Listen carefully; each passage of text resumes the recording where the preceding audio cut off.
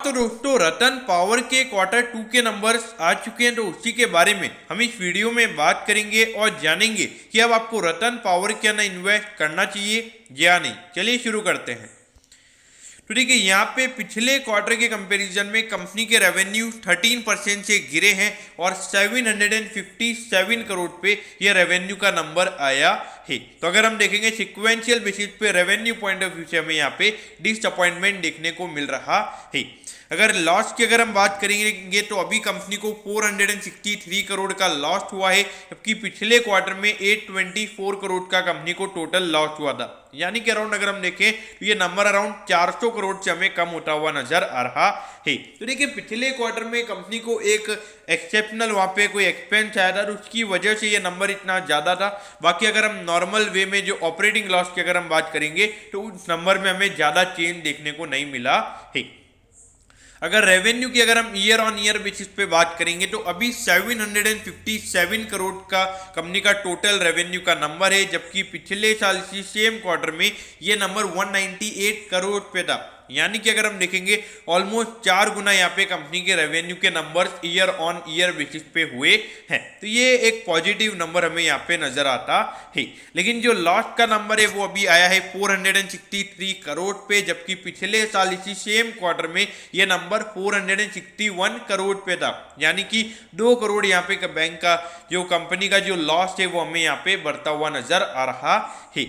तो देखिए ये जो पूरी जो पावर इंडस्ट्री है यहाँ पे कैपिटल इन्वेस्टमेंट बहुत ज़्यादा चाहिए होते हैं, फिर उसके अलावा सब चीज़ें मेंटेन करने के लिए एक अलग से एक ज़्यादा वर्किंग कैपिटल इस बिजनेस में चाहिए होता है। तो यहाँ पर जो इजीली फंड रेज कर सकता है वही कंपनी यहाँ पर रह सकती है। ये एक बहुत बड़ा इश्यू इस इंडस्ट्री के अंदर हमें नजर आता है। तो देखिए अगर आज टाटा पावर ये जो कंपनी है अगर ये आज मार्केट में है तो इसके पीछे का रीजन ये क्योंकि आज वो ऑन डेट कहीं से भी वो फंड रेज कर सकती है, उनकी गुडविल ऐसी है।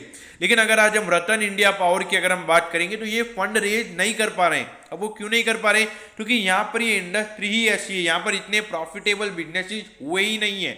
तो इसीलिए अगर हम देखेंगे जो प्रमोटर्स की होल्डिंग है उसमें से अराउंड 90% की होल्डिंग प्लेज है प्रमोटर्स की। वो प्लेज क्यों है? क्योंकि फंड इजीली मिल नहीं रहे, तो इसीलिए प्रमोटर्स अपनी होल्डिंग को गिरवी रख के क्या कहते हैं कि फंड ले रहे हैं और इसे बिजनेस में इन्वेस्ट कर रहे हैं। अब देखिए यहाँ पे मैं पी रेशियो नहीं देखूंगा क्योंकि कंपनी लॉस में है पिछले दोनों क्वार्टर से लगातार। लगभग अगर हम अमाउंट की बात करेंगे तो लगभग 1200 करोड़ का पिछले दोनों क्वार्टर्स का मिला के कंपनी को लॉस हो चुका है। तो यहाँ पर अगर हम देखेंगे तो 1200 करोड़ का ये जो लॉस का नंबर है ये काफ़ी ज़्यादा है, और अगर ये लॉस का नंबर नहीं रुकता है तो कंपनी आने वाले टाइम पे बैंकरप्ट हो सकती है। अब ये देखिए लगातार ये कंपनी का लॉस का सिलसिला चल रहा है। सिर्फ एक बार थोड़ा सा यहाँ पे कंपनी को प्रॉफिट हुआ था, बाकी हर साल ये कंपनी लॉस में ही है। और अभी भी अगर पिछले दोनों क्वार्टर्स की अगर हम मिलाए तो 1200 करोड़ का ये लॉस का नंबर है। तो अगर ये प्रॉफिट में तो अगर देखा जाए तो 1200 करोड़ का तो ये कंपनी पूरे, मुझे नहीं लगता कि जो आने वाले 6 महीने वहाँ पे कंपनी 1200 करोड़ का प्रॉफिट कमाएगी। तो ये फाइनेंशियल ईयर एंडिंग में भी जो कंपनी का जो नेट जो निकल कर आएगा वो कंपनी लॉस में ही निकल कर आएगी।